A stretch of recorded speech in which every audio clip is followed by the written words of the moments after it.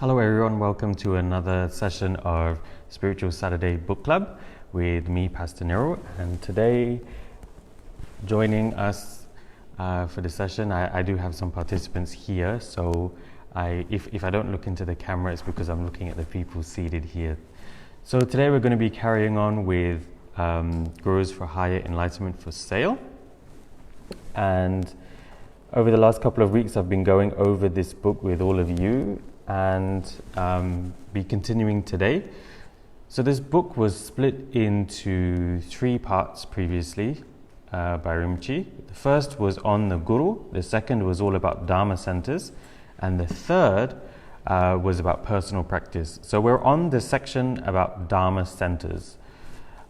So I'm just going to go straight into it.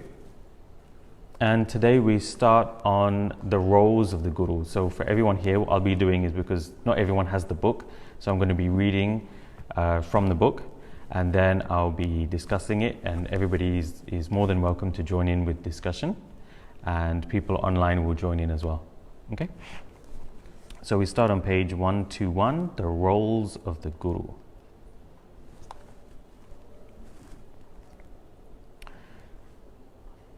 You have to expect that when you teach Dharma in countries that do not have mass Buddhist consciousness, the group will be smaller. It will need longer periods of training, and you will expect students who fight back, students with anger. Students may think negative things about the Guru because the Guru has to tell them what is wrong, tell them the truth, and encourage them to do their practice. Encourage them to attend pujas and to go to Dharma class. Encourage them to be kind to each other. Encourage them not to use each other for money or other gains, and encourage them to keep their promises and commitments. The Guru has to tell them to please study, read, try to do meditation and retreats. That, of course, attracts a smaller crowd, and the crowd comes and goes because it is not what they want to hear. The Guru has to experience students fighting with him, telling him off, accusing him and threatening him, running away, ignoring him. Some students have the audacity to say negative things to other students, nicely and indirectly, to influence them away from the teachers, to validate their wrong, so it looks right. It will be tougher to get sponsorship in non-Buddhist countries. The Guru will do his best not to cheat, lie, and to use all types of nice stories to attract people and sponsors. That will take a longer time to attract sponsors, people, and resources, because the people who do turn up to sponsor are arrogant to him, think negative thoughts about him, and parasite of him. The Guru will get people who cheat him, fight him, curse him, ignore him, and avoid him, and who are influenced by other negative students. All this because a Guru dares to tell them the truth. You have to pick what kind of Guru you want. One who tells you all the nice things that you want to hear, so you never advance in your practice, or one who tells you the truth and in whom you may initially doubt but come to understand in time. So actually, this point is actually very good, that the Guru doesn't tell you what you want to hear. The Guru actually tells you what you need to hear. Because sometimes, a lot of the time when we come to the Dharma, or when we come to anything actually, whether it is spiritual practice or even secular practice, usually we come at it from a point of view that we already have certain thoughts about how it should be. Especially when it comes to spiritual practice. We think it should be one specific way. And if what we're taught doesn't match that, we usually don't like spirituality anymore, or don't like the spiritual journey, or we don't like the person who is telling us that anymore. So actually, in this whole book, this is what Rinpoche is trying to tell you. That when you practice spirituality, you come at it with a point of view that probably isn't right, because it's from your own mind. It's how you want it to be, but not how it really is. His Holiness, the 101st Ganden Trippa Rinpoche, has told us that teachers who teach the Dharma today are very brave, very courageous, and have compassion for the world because they dare to tell the truth, kindly, without harming. If you want to hear nice words, you can get that anywhere. You can pay a nice pretty girl to tell you all types of nice things. If you shout loud enough, you can get your partners to tell you nice things too, because they want you to stop shouting. If I were really interested in just extorting things from you, if I were the type of person that was solely here for the motivation of getting material gains, finances, and self-gratification, then I would never scold anyone, never tell anyone off, not criticize, not ostracize, not ignore. If students missed a commitment, I would not say a word. I would say it is okay. Let them think that they are doing Dharma and never say anything if they are not. Some students complain, Rinpoche is not compassionate, he doesn't talk to me. If I wanted things from you, wouldn't I talk to you? I want those checks, I want the nice things, I want more cars, I want more buildings, I want another diamond ring. So wouldn't it behoove me to be nice to you, to write you nice emails that say you are wonderful, you are fabulous, and you are reaching third level bodhisattvahood? If you want to extort money from your students, here's the recipe. Do not shout at them, do not tell them they are going the wrong way. Do not slap them, do not scream at them, and do not ignore them for more than 1 hour. Tell them they are fabulous, they are advanced. The biggest secret is to tell people that they are a reincarnation of something. This is the secret ingredient to becoming a high, famous Rinpoche anywhere in the world. Why would I tell you to do your sadhana, which is your daily prayers, if you did not want to do it? Why would I criticize people, tell them off, give them dirty looks if they do not come for teachings, or force them to go to prayers? Why should I or any guru do that if I wanted money, respect, and help from you? If a guru has big sponsors and he ignores them, he does not see them, call them, talk to them, or eat with them, is that the right way to get more money from his big sponsors? Or is it that he is trying to impart the Dharma to them? You must check if it matches. Also, to talk nicely and eloquently in a class situation is great, but I believe in after-sales service. This is to make sure the students are doing their mantras and their visualizations, and to make sure the students are holding their commitments and vows, to make sure that when they slip, I can get them back on the path, be it by jokes, fun, scolding, fears, wrath, peace, or any other way. A lot of people find that to be very comforting, caring, and very nice. 1 or 2 people feel that the after-sales service is pressure, that it is focusing on them, nitpicking or pointing out their mistakes, but that is not my intention. We can soothe people's minds and teach their minds, but we have to realize their level, understand their minds and where they are right now. Then we slowly take care of them, nurture them, give them love and care. This reminds me of a story. Actually, one day when we were with Rinpoche, it was a whole group of us, and we were sitting there, and all of us were seniorish students, so we all had daily sadhanas to do with visualizations and things. This was quite a few years ago, and at that point Rinpoche had given me a lot of prayers to do during my sadhana. So my sadhana was about an hour-ish. And working in Ladrang, it's difficult. At that time, especially working with Rinpoche, it was difficult to get 1 whole hour just to do your sadhana. So Rinpoche turns around to people in the room and says, just casually, is everybody doing their sadhana every day?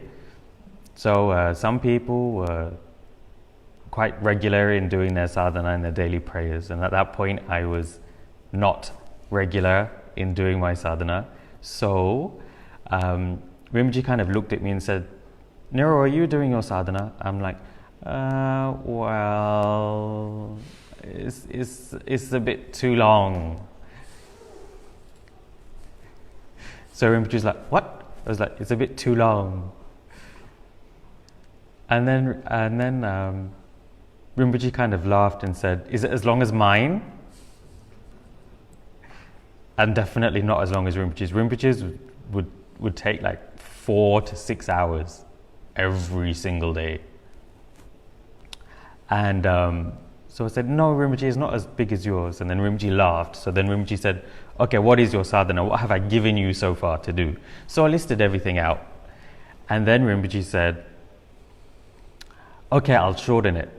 And by that point, everybody in the room was looking at me because they're like, "Oh my God, he's not doing his sadhana. How can he say it's too long? It's only an hour long."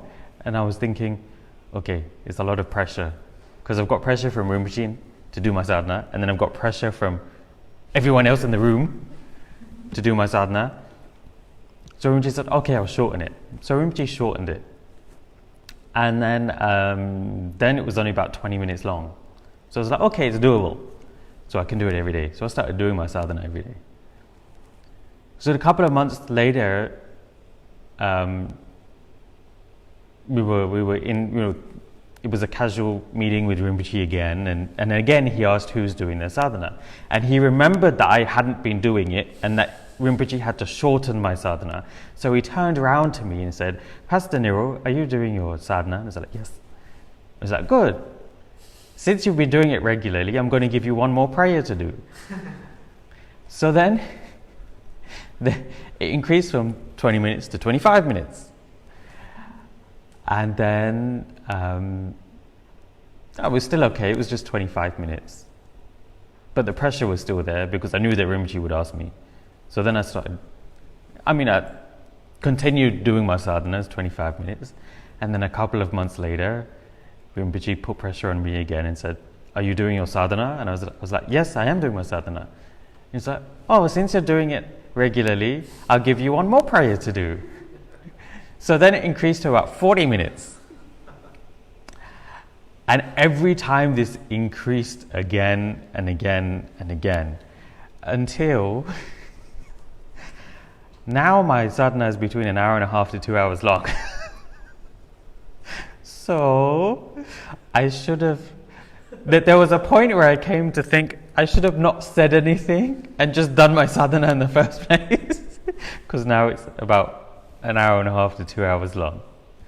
We see, but that's how Rinpoche did it. He, and it's what Rinpoche just mentioned in the book. He kind of, it's not, he tells you to do it and then he just leaves you to do it. He will check and he will follow up. That's the pressure that Rinpoche is talking about. But that's also the care and the compassion that Rinpoche had. Was he made sure that everybody was doing it. And it wasn't just the people who were in very close contact with Rinpoche. He would actually send us out into the office or to contact people, other students, and to kind of gently ask them, are they doing their sadhana? And if they weren't, to kind of remind them that they should be doing their sadhana. Gently, reminding them gently that they should be doing their sadhana. Okay, let's see who's online. Got quite a few people. Mr. Lam, Iman, Yinping, Pastor Hani, Yu Seng, Jillian is also online, Victor is online, Alice, Hannah, Yiman. Thank you all for joining. I hope you enjoyed my little story just now. Okay, so I'll continue on. Anybody online, if you do have any questions or any comments, please do ask, and I will answer them today as well. Pastor Niral, would you Yeah. like to just explain very shortly what's a sadhana? We have new people. Okay, sadhana is basically a set of prayers that you engage in on a daily basis. So within Buddhism, we have a personal practice that everybody will engage in prayers regularly and every single day. So in our case in Kechara, the standard sadhana or the standard daily prayers is the joint practice of Lama Tsongkhapa and Dorje Shuden. So the function of these prayers is twofold. One is to bring a lot of blessings into your life every single day, and to help you to be able to transform your mind to become a better person, which is the practice of Lama Tsongkhapa. And coupled with that, you have the practice of Dorje Shugden, who is a Dharma protector, and that particular practice helps to purify your negative karma, which means that it helps you to get rid of your obstacles, and at the same time to create conducive conditions. What do I mean by conducive conditions? It means basically good conditions around you. So to have enough resources, to have enough food, to have enough money, to have good livelihood, to basically have all of the obstacles in your life removed. So that is why Rinpoche assigned this as the standard daily prayers, or the standard daily sadhana, which is Lama Tsongkhapa and Dorje Shugden.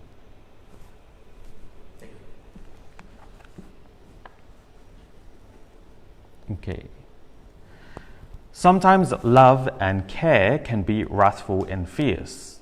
Sometimes I run the risk that people to whom I am wrathful, fierce, and direct with will retaliate, fight back, ignore, avoid, or dislike me.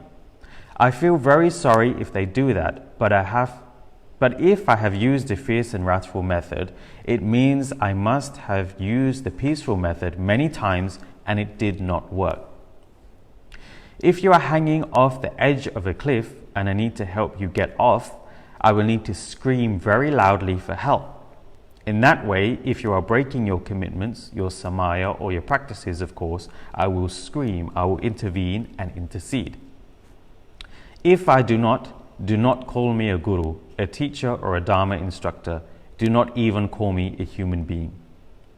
I need to intercede. I need to talk. I need to say things. And because you do not have a Buddhist conscious background, where the guru just needs to say one sentence or word, saying it simply and gently is probably not going to work. Students around the world outside of Buddhist countries require tremendous explanation, cajoling, jokes, and a tremendous number of methods to educate their minds about Buddhist culture, which took millenniums to be established within a few years. The bottom line is, if people are not doing their commitments, then whether they belong to another guru or not, if they are in my territory, in my center, I will tell them what is right and what is wrong, with respect to their Dharma practice and their gurus. My teachers have told me that there will always be one or two people who feel dissatisfied and unhappy. When you go on your teaching career, some will come, some will go. Some will come back, some will not come back, some will stay. All of it is okay. Look at them with compassion and let it be. I realize that all this happened to my teachers too. As a Dharma teacher, I am in a precarious situation because I also have to take on the role of disciplinarian within the center. There are disciplinarian monks and head household monks in the monasteries who instill discipline and remind us of what we are supposed to do. Then the gurus, the rinpoches, the teachers, and the abbots simply teach. Everything else is taken care of. The situation in Dharma centers outside is completely different because the guru has to do everything and play many roles. The guru has to be in front of you in robes, trying to look like a Dharma teacher, give Dharma teachings, remember what he has learned, go through notes, information, and the scriptures to ensure that what he teaches you has a valid scriptural source. He has to stay up extra late at night to make sure a valid scriptural resource is. If any of you asks him anything, he can tell you where it is and advise you where you can refer to it. This actually reminds me of the work that Rinpoche did regarding the blog, so tsemrinpoche.com, where a lot of Rinpoche's teachings are on. Now, each and every single one of those articles has been researched, and Rinpoche would have gone through everything. So, for example, even if it's just on an inspirational figure, for example, someone who did a lot to help other people, whether Buddhist or not. I think if you've seen the blog, you've seen that there are many articles on various figures in history. So even though Rinpoche had a writers team around him, we would basically, with Rinpoche, do all the research on this particular person. And then together we would write the article. So it would be the writers team and Rinpoche who would write the article. And in fact, the one who published the articles online wasn't us. It was Rinpoche himself. So this is just like on a public inspirational figure. But when it comes to the Dharma and to the Dharma articles or spiritual articles, it was even more intense. Literally we would go and we would find sources in the scriptures, then Rinpoche would read them, make sure that he understood them, then he would explain it to us from the scriptures, then we would write the article together, then we would publish it online. So each and every single article is not just somebody behind a desk that is just doing some research on the internet and then publishing. It is a lot of work. And actually, the reason why Rinpoche did that is because, one, he needed to make sure that everything was valid, because there was times that we'd do research and some of the research basically we found out wasn't very credible. So obviously we didn't use that. Then we'd have to do more research and to find the sources that were credible. And for the Dharma aspect, that was usually going into the scriptures. But it was also because that Rinpoche, if anybody wanted to know more about it, they could actually refer to one of the writers' team or to Rinpoche himself. So every article that was online, Rinpoche knew. And Rinpoche's memory was fantastic. He could literally remember almost every single article online. So we would be sitting there discussing a new article, and we'd be talking about, we found this point about this, Dharma practice or this particular deity, and Rinpoche would just turn around and said, "You know that already, what?" I was like, "We do? We have an article on it." And then Rinpoche would proceed to log on to tsemrinpoche.com and show us the article. So, or where specifically it is in the article. So actually he took a lot of time to make sure that everything was online. And I've said this before, but Rinpoche viewed tsemrinpoche.com as basically an online Dharma center. So it's the place where you go to know and learn anything. Okay? Like earlier today, we had the singing bowl experience. Okay? Now, singing bowls are actually from they're kind of, what they use is sound. And in Buddhism, actually, everything is, one way of viewing things is everything is made up of vibration. It's a vibration of energy. Okay? So even like something like a singing bowl, Rinpoche could give you an entire teaching on, or write an entire article on it from just off the top of his head, because he had all of this information. And the reason he did, and he retained all of it, it wasn't for him. It was actually for us. It was so that Rinpoche could explain things to us and teach to us in a better way, in a way that we could probably understand it. Okay, let me see. Of course, he's got more online people online. Got Karen, got Kamala Devi waiting, Jerry Gold. Thank you everyone for joining today's session. If you have any questions, please do ask. Okay, now let me find my place because I lost it. Okay. When students are not happy with each other, the Guru also has to be mediator sometimes, to intercede when there are cat fights, dog fights, revenge fights, ignore fights, and all the different types of mind games that students have with each other. In the monastery, it is the disciplinarian monks who act as a mediator. They do not just come around with big sticks and hit you on the head. Actually, they sit down and talk and enforce the discipline. They are charged to do that by the monastic institution because these situations do arise.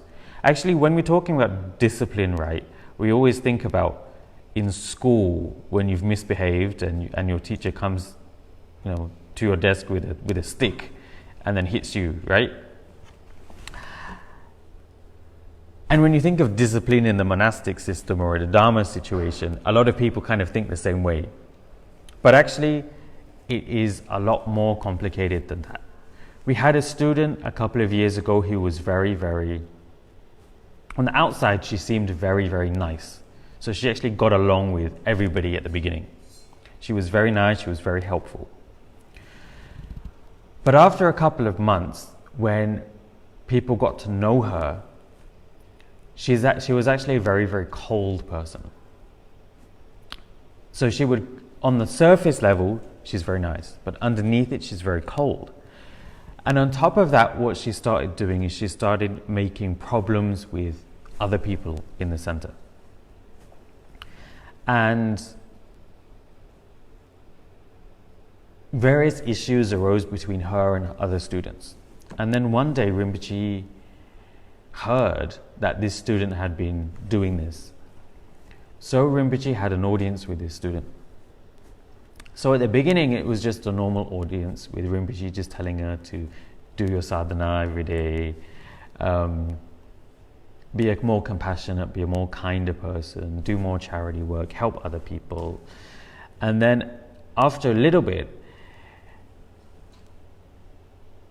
Rinpoche just kind of turned around to the woman and said to her, and just told her that he knew what she had been doing, how she had been creating problems in the with other students. Immediately what happened was she started justifying herself. Oh no, this person, he's really bad, he's not a real Dharma practitioner, he doesn't want to change, he's just here, I don't know why, on and on and on.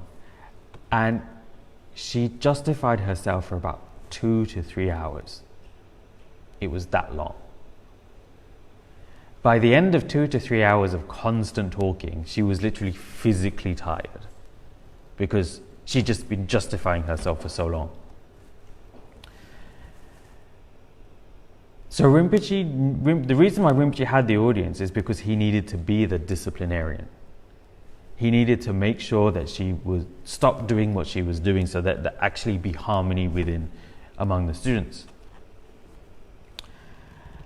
So after she finished talking for 2 to 3 hours, and I was in the room, Rinpoche kind of turned around to her and smiled. And then all he said was, "Why are you like this?" And just that phrase kind of took her back. And then she kind of realized that she had been doing all of this, she had been creating all of this disharmony.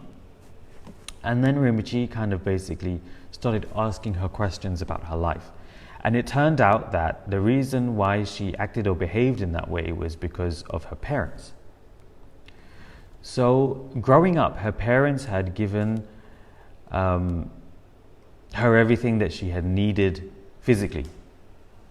They'd taken care of her, they'd sent her to school, they'd given her clothes, they'd make sure she's fed. If she was ill, they'd make sure that she was taken care of. Physically, she was taken care of perfectly. Nobody could fault her parents on that. But she hadn't been taken care of emotionally as a child. So emotionally, she was very stunted. She didn't know how to emotionally connect with another person.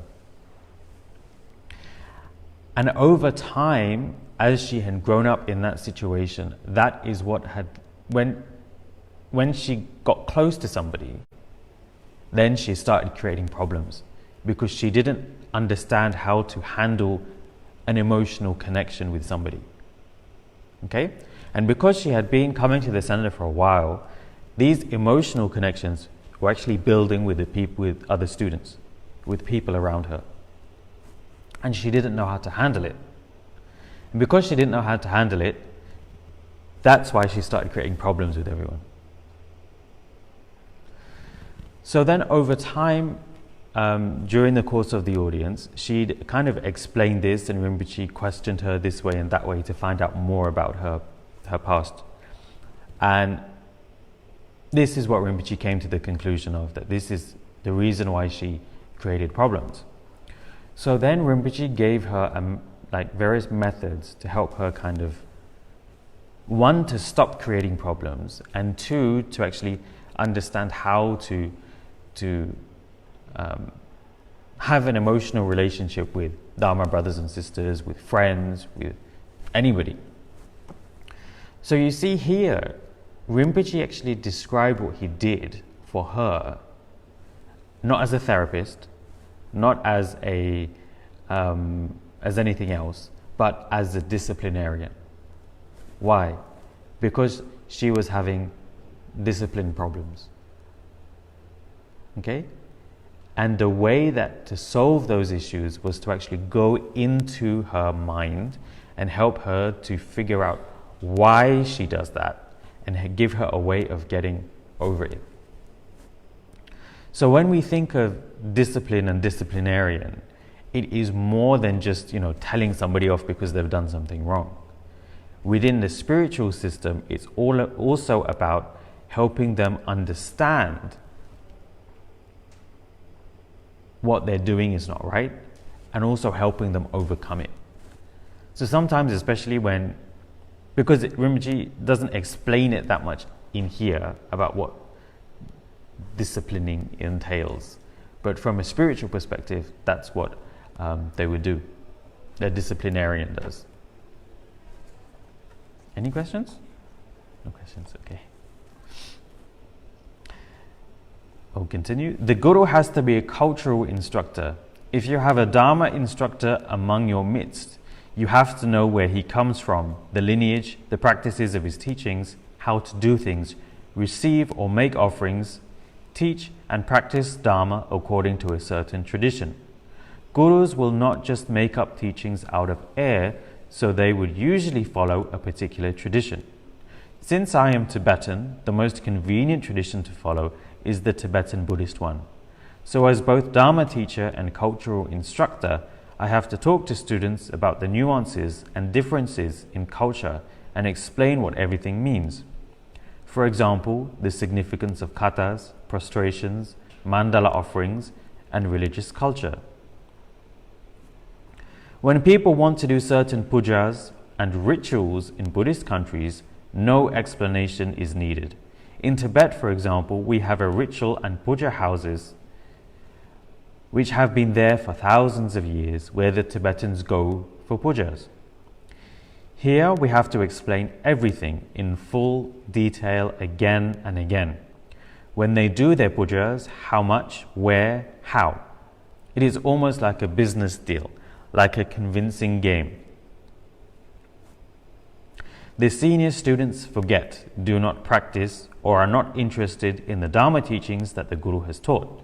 Some do not push themselves to talk, suffer a lack of confidence, or feel that since their Guru is around, they should just let him do the talking.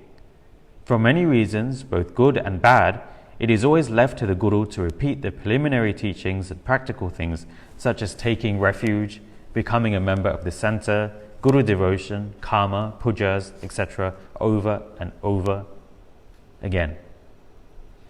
All these things are very preliminary and very basic, but the Guru does not have to speak about it again and again and again, because he is there in the center and people rely on him to explain these things. In centers that do not have resident Gurus, the students will learn. It is a matter of their center's survival, because new people will come and students have to give explanations because there is no Guru to depend on. There the students come up with the course, the curriculum, they go to India, they learn the pujas, come back and carry it out in their own centers. The students actively engage, look for and talk to new students or sponsors. They have to do that, if not their center closes down. They keep it going for their Gurus. This is devotion to the Dharma. The Guru also has to be the fundraiser. In the monastery, the abbots and the Gurus do not do all that. But as some teachers are not in their traditional societies, they have to go out and do fundraising. He has to talk endlessly, tirelessly, again and again about money, raising funds, what the center needs, and even take loans out under his own name. This is unheard of in Buddhist societies. The Guru has to be the one that appeases the sponsors, the people who donate and give, and make sure they get something back. In the beginning, this is what is necessary for people who donate. There is a consciousness in many non-Buddhist countries that if they donate something to the center, they would like to get something back as a blessing or a token. The Guru also has to appear as a gift giver, to personally get gifts for students. In the past, I have also had to be my own secretary, write my own letters and cards, and stamp it, seal it, send it, and reply the hundreds of emails, letters, and correspondences. On top of that, the Guru also has to be the intermediary for the center and the monastery for whatever needs to be done, because the monastery does not speak English well enough. The center members do not speak Tibetan, and there are differences in thought. He also has to be the tour guide whenever he brings students to visit the mother monastery. Some people want to teach Dharma. They send out eloquent text messages or emails about Dharma, or sit in a small room with one or two people teaching, sharing, and talking about their spiritual knowledge, but they do not want to take the responsibility behind it. There is responsibility behind teaching Dharma to others. You have to practice. You have to hold your vows. You have to fulfill your commitments and keep your samaya. You have to have after-sales service to take care of the people you teach Dharma to. You cannot just talk to them and then ignore them when the questions get difficult, when you do not have the answers, or when you are not available. If you want to teach the Dharma, there are responsibilities. It does not start when you open your mouth and start talking. It starts right now. You have to have personal characteristics to do that. You have to have perseverance. If you're always fumbling, bumbling, messing up things, dropping things, ruining things, but yet talk so eloquently about the Dharma, it will not move, change, or bring anyone to the Dharma. So that was actually a section on what gurus have to go through in Dharma centers. And what Rinpoche wrote about here is actually something that Rinpoche had to go through himself. He went through everything that he's just written about. So all of the sentences or the examples that Rinpoche is given in the book, Rinpoche has done everything. One of the things that Rinpoche talked about was having a secretary. Now, I think when Rinpoche was starting out the Dharma Center in Malaysia, it did take him a very long time to do everything. In fact, you can even see, for example, Rinpoche talks about taking people on tour to the monastery in India. So even on YouTube, there is videos of Rinpoche touring people in the monastery, and he had to organize it himself, acted as the tour guide, gave the Dharma teachings to the people that... Wai-Ming, did you go to any of the... Nepal, yeah. But then over time, because Rinpoche was able to educate people, now Rinpoche, when we do go to pilgrimage to Nepal, not that we'll be going anytime soon, but when we do go on pilgrimage, now it's not Rinpoche leading, it's the students leading, because eventually you had a couple of students who actually learned what Rinpoche was talking about during those pilgrimages, learned all about the pilgrimage places, and now that they can lead, for example, pilgrimages themselves. So students took over doing that. Then there's other parts which, for example, communicating with the monasteries. There's the monasteries, the monks there, their English isn't so great, and we speak English, and most of the monks there don't speak Chinese. The monasteries in India anyway. So you have to have someone who speaks a little bit of Tibetan and a little bit of English. So now we have students who speak a little bit of Tibetan, a little bit of English. Obviously, the monasteries in China is easier because we have people that speak Chinese.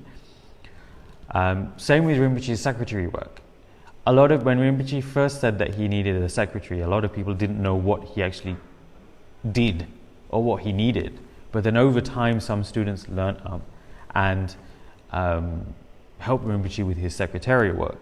But you see, all of this is because we're in Malaysia and we don't have that system of supporting a Dharma teacher in our consciousness already. It's not something that's in our society.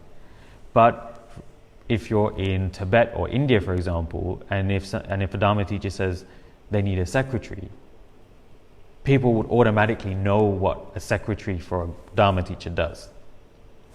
So it'll be very easier for them to teach the Dharma. Whereas in Malaysia, for example, because we don't have that consciousness, it was very difficult for Rinpoche to set up a proper system. But eventually he did manage it, and you see the fruition of it in KFR.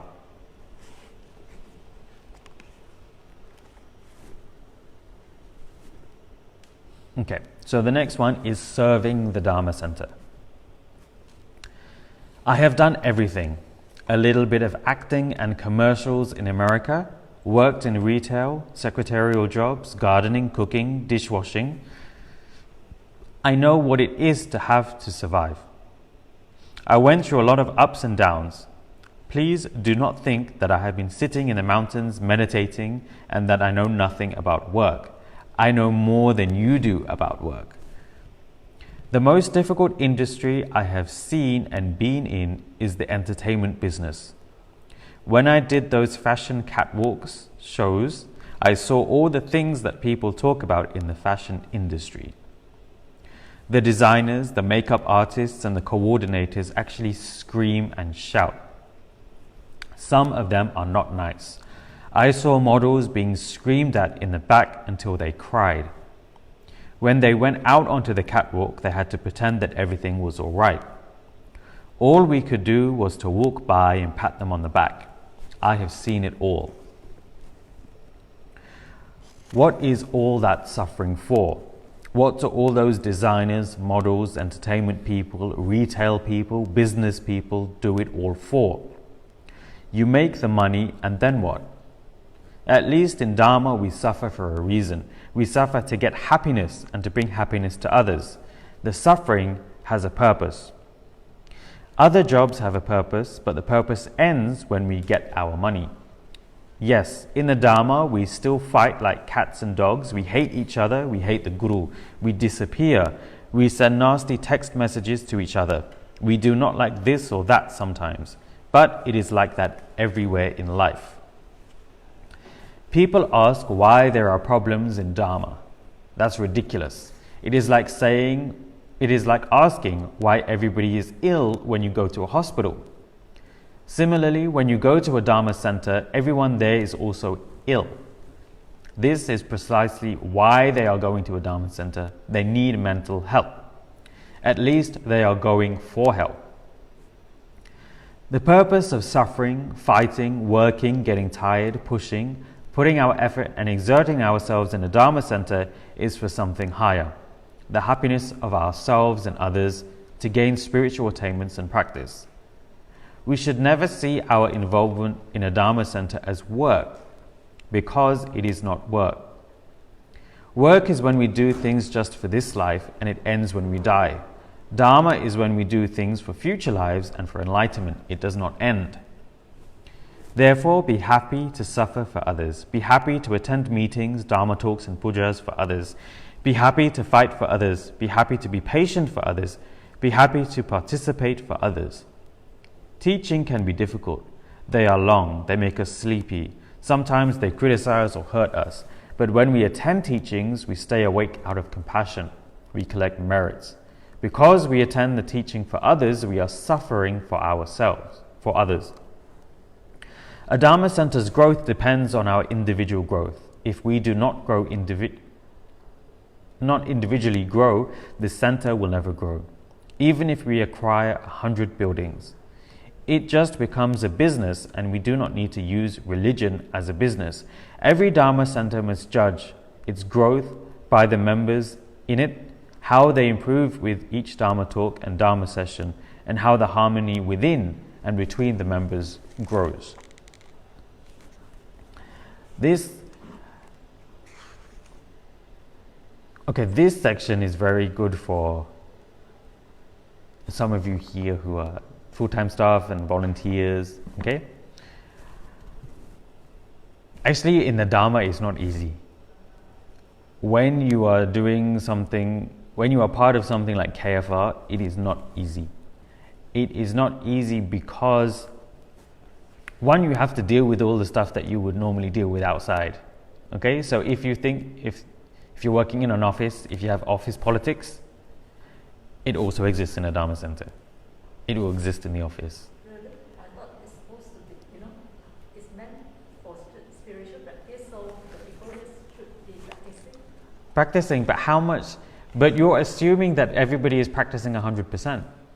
We should, since we ought to work in such an environment, Yeah. so isn't it our goal, or we should strive towards it?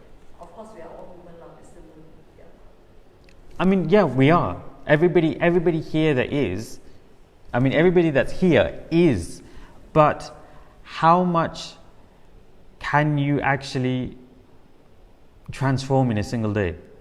So if you come and say you're 100% angry all the time. But I thought talking about anger, let's say if that person is angry, so isn't it she or he supposed to control it, and she should also control the speech in terms of right speech, that sort of thing. Correct. In my imagination, spiritual organization is supposed to be easier. The environment is supposed to be easier, and yeah. The environment is supposed to be easier because everybody is supposed to be practicing. Right. That's what I'm thinking. Yeah. So everybody has the conscious understanding that their anger is wrong, understanding that they need to overcome their anger. Okay? So they make a conscious effort. But then again, you're also dealing with people. So for example, if it's an anger, just taking anger as an example, if I'm an angry person and I'm in an office situation outside, if something happens between the colleagues or, sales weren't good enough, you start blaming somebody in the team, somebody didn't get the report done on time, you get angry. Even within a Dharma center, if you're working within an office environment, you're still going to have the same things. You're still going to have deadlines to meet. You're still going to have projects to complete. People still have their roles to fulfill. Okay? So, the potential to get angry is still there. Okay? So that doesn't mean that everybody is going to be bodhisattvas or angels or saints right at the get-go when they start Dharma work. In order to actually do that and actually transform your anger, okay, it is not just about having the conscious understanding that your anger is wrong and that you should control it, but it's also learning that when you are in the situations when you would usually get angry, how do you control it then? Yeah, that's what I'm saying. So in this kind of environment, in this kind of organization, so that the people should be, the main aim and goal should be practicing, and instead of what Rinpoche or what Pastor Niral mentioned just now, the environment is the same as what happened in the circular. Yeah. Yeah, It should be, and it is, but you have to understand that it's to varying degrees for everybody. Because I had the same, when I came, I had the same kind of mindset that everybody at Dharma Center is perfect, everybody is saintly, everybody is very compassionate, there's not going to be any problems, there's not going to be any issues with anyone, everybody's just going to work harmoniously. And I was wrong. And then you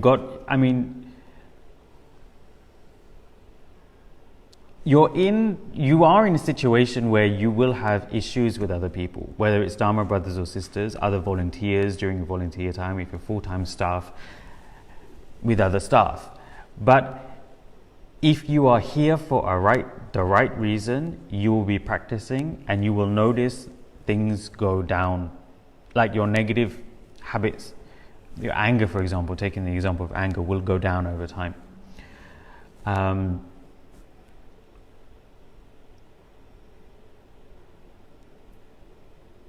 Okay, I'll give two examples. One example is of a very senior student. And this senior student, I'm not going to name any names with this senior student, he is a very angry person from before. Okay? Now, this person used to work in a very fast-paced, very stressful job before, which added to the anger. So when he came to start working in Kechara as full-time staff, he was still very angry. Because of his anger, he upset a lot of people. Okay? And obviously he knew that he had an anger issue, and he knew that he had to get over that anger. And after about 6 months, about a year or 2 years since that person was here, everybody just was fed up with this person. You know, he's so angry, he knows he needs to reduce his anger. So when things happen, why is he still getting angry? And one day, somebody brought it up to Rinpoche. Rinpoche was walking around Kechara. Because Rinpoche did that a lot, actually. It's just most people didn't realize that he did it, because he usually does it at night. He would actually go around and inspect Kechara. To make sure everything was working, to make sure the lights were on, no lights were flickering, to make sure, he would even open all the taps everywhere to make sure the taps were running properly. He would make sure there were no, if the roads were cracked or anything, he would make a list to make sure to get it repaired. If the trees needed trimming, they were too overgrown, he would make a note that we needed to get it trimmed, everything. And one of these nights we were walking around and somebody casually mentioned it to Rinpoche. So Rinpoche kind of turned around to this person who was complaining about the student that's always getting angry. And Rinpoche said, just think about it. According to Buddhism, we have all lived countless lifetimes. If we've lived countless lifetimes, the negative habits that we have are going to be very, very, very strong. Okay? It's just that for different people, different negative habits are more prevalent. So for this person, it was anger. So compared to the 1 year that this person had been in Dharma, or had been studying Dharma, had been actively practicing Dharma, is only 1 year, compared to countless lifetimes of having a negative habit of anger. So to think this person can overcome it within 1 year, okay, when they're doing everything else, it's not just them just sitting there contemplating that they have anger, meditating on it, doing daily practice to help them overcome anger. They're also working. They're getting things done, they're helping build Kechara at that time. Rinpoche said it's not feasible to think that countless lifetimes negative habit can be overcome within 1 year. But you can start working at it. So even if he came at 100%, okay, but over time it reduced and reduced and reduced, and maybe over 1 year he'd reduced it by 20%. He's still got 80% left, but he's still reduced it by 20%, but it's taken 1 year. That's like everyone. So everyone has, when you come to a Dharma center, everyone will have certain things that they need to work on, but it is something that it's a process. They have to work on it. Okay, so that is why the environment is for transformation, because you're consciously, actively working on transforming yourself. But that does not mean that you're not going to get into arguments, you're not going to get annoyed at people, you're not going to be there aren't going to be incidents, but you work through it, and you work through it internally yourself, and you work through it with the other person. I'll give another example, and this is a very, very personal example. Working in Ladrang, there was one particular woman that I did not like. And the reason I did not like this particular woman is because I found fault with everything she did. Okay? You were her Atisha's cook. I literally, I just look at her and there's something wrong with her, and I'm like, I don't know, she didn't iron her clothes or something. I looked at it and it just annoyed me. If she was like writing an article, her grammar was wrong in a sentence, and that would just, It wasn't just that, it was even like, if she was cooking herself her own meal, I would find fault in the way that she was cooking her own meal. I don't know what it was. Rinpoche said it's karma from a previous lifetime. La. And then to the point where even when she walks, right, the sound her slippers make on the floor would annoy me. So she would walk too loud and I would just get annoyed, and for the rest of the day I'd be annoyed at the way she was walking. Everything that she did just annoyed me. Everything. It got to a point where I just look at her at the beginning of the day and I'd just be annoyed for the rest of the day. And then this got brought up in our, we had a discussion about it last week actually. Yes. A few days ago. Because there was one part earlier on in the book where it says that a guru will tell you something will tell you true things and will tell you untrue things at the same time as well. So everybody's like, why would the guru tell you something that's not true? And the guru will tell you something that's not true because the guru wants you to face up to it, something, or to see where your mind is at, how much you've transformed, how much you haven't transformed. So one day I was in Rinpoche's room and Rinpoche was talking about this particular woman. And then Rinpoche was, casually talking about her, and then he just turns around to me and he goes, and he says to me, "She's your lover." I'm like, "What? She's your lover?" I'm like, "Huh?" Even just Rinpoche saying that got me annoyed. Okay? And then after that day, for years, Rinpoche would refer to her as Pastor Niral's lover. And he would just, like I would be just sitting there and maybe she'd bring something into the room or to where we were working with Rinpoche or whatever, and then she'd walk back out again. And then Rinpoche would just turn around to me, "Niral, your lover's going off. Do you like the way she's walking?" I'm like, "Huh?" Because he knew that I would get annoyed by the sound she made when she walked. So it was every opportunity that Rinpoche got, he would call this woman my lover. And it annoyed me. Is this person still with? Yes, still here. Okay, so this person is okay. What? It's untrue. Rinpoche called. Pressing the button. Yeah, it's untrue. One, because definitely not my lover. Okay, definitely not my lover. And then even if I wasn't in white, it's not a person that I would want to be with. But anyway. Thanks for clarifying that. And it just went on and on and on and on.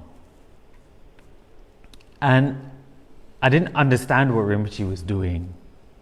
But what Rinpoche was doing, he was pressing my button over and over and over and over again.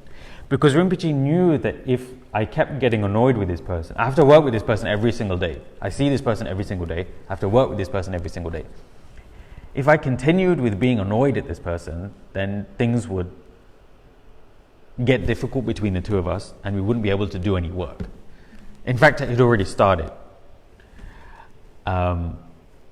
So what Rinpoche doing, he was just pressing my button over and over and over and over again to see how I would react to this person being called my lover.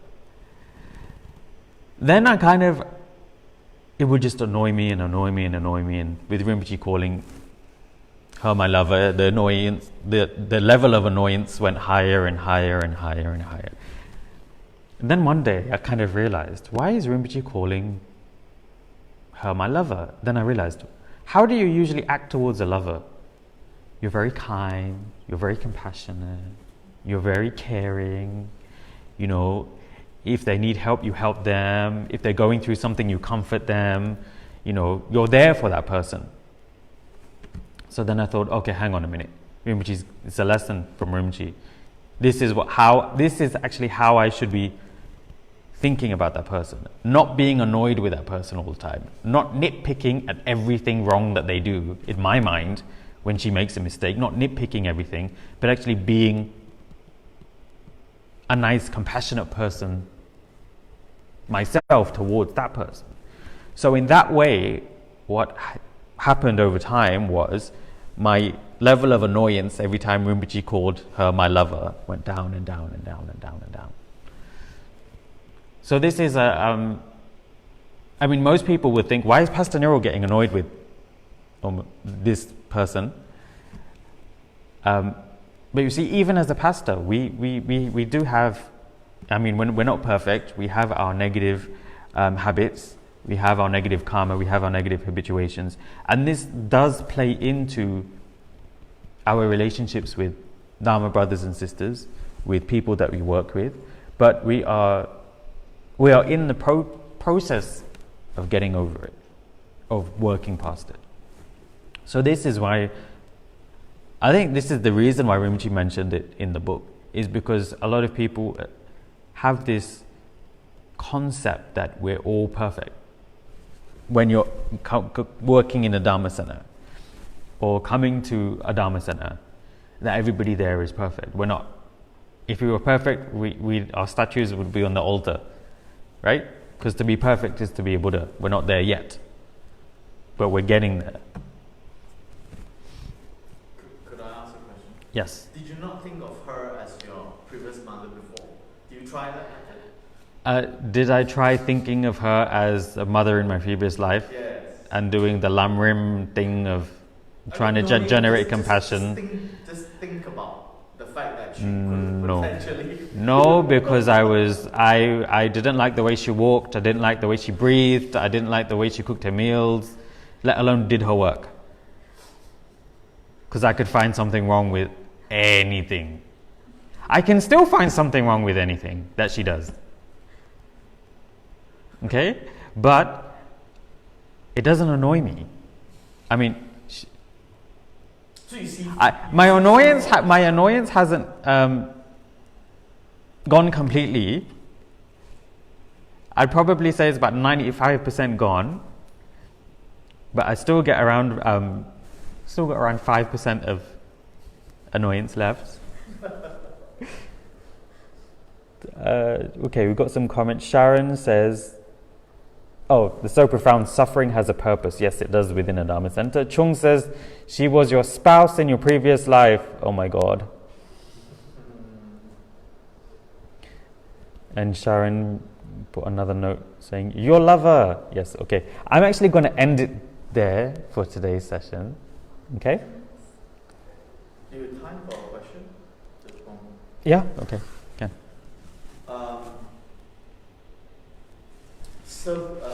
Service as part of how do I say? If one lives a life of service, that to me is a life that has some meaning to it. Mm-hmm. And did Rinpoche say something towards that effect, or would you have something to say about how do we maybe inspire Malaysians or people out there that a life of service is very meaningful? Rinpoche didn't use the word service. Actually, Rinpoche's the word that Rinpoche would use is just Dharma practice. I think Rinpoche used to benefit others. Correct. So whenever we talk about, in Buddhism, whenever we talk about benefiting others or helping others or being a compassionate person or being a kind person, what it is actually talking about, this is actually talking about service. So this is service. You also need to remember there's many different forms of service. The word service. We could be service to our parents in the correct way. Okay? Service to our brothers and sisters. Service to our Dharma brothers and sisters. Service to the homeless. There's many, many different forms of service, but what the word service actually encompasses is compassion. It's being a kind person. But this can come in many different ways. This can come in giving a donation to a charity. This can come in the form of volunteering your time to help in a charity or at the Dharma Center. This can come in looking after your friends, your family emotionally. Okay? Being there for them emotionally when they need help. It can be looking after people who are ill. So, I think for you and actually for me, the word service resonates more. But when Rinpoche actually talked about Dharma practice, this is what he was talking about. Rinpoche was doing this 24 hours a day. Most of Rinpoche's instructions were always about helping somebody in one way or another. So, for example, for the pastors, it would have been teaching, sharing, counseling, doing pujas, doing prayers, helping people in those specific ways. For other people, it would have been different. For example, JP. Now, we all know JP. Now, his thing is building and construction. His service to others is doing that. For example, the room we're sitting in now was built by JP. If he hadn't built this room now, we wouldn't be having this discussion. Could I add on a little bit more? In the sense that if your audience wasn't Buddhist, would you say different things to inspire them?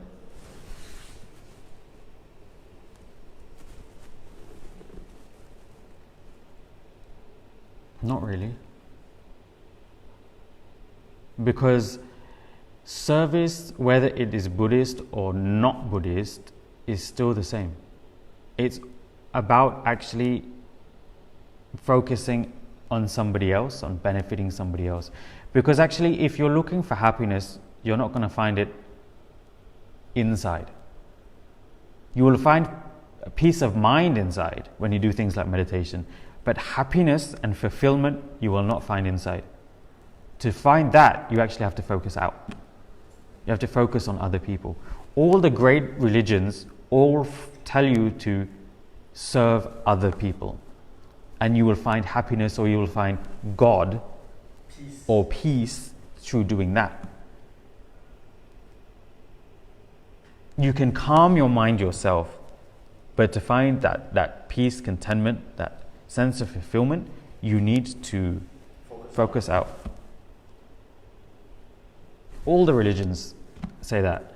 Buddhism classifies it more because we have the bodhisattvas, the concept of a bodhisattva who works specifically for other people, for other sentient beings.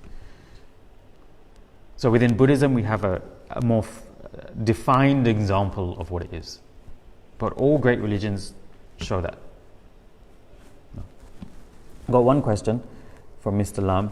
Is it possible that when a person who is angersome, but because of he or she being in a Dharma center as a volunteer or staff, the anger trait is suppressed?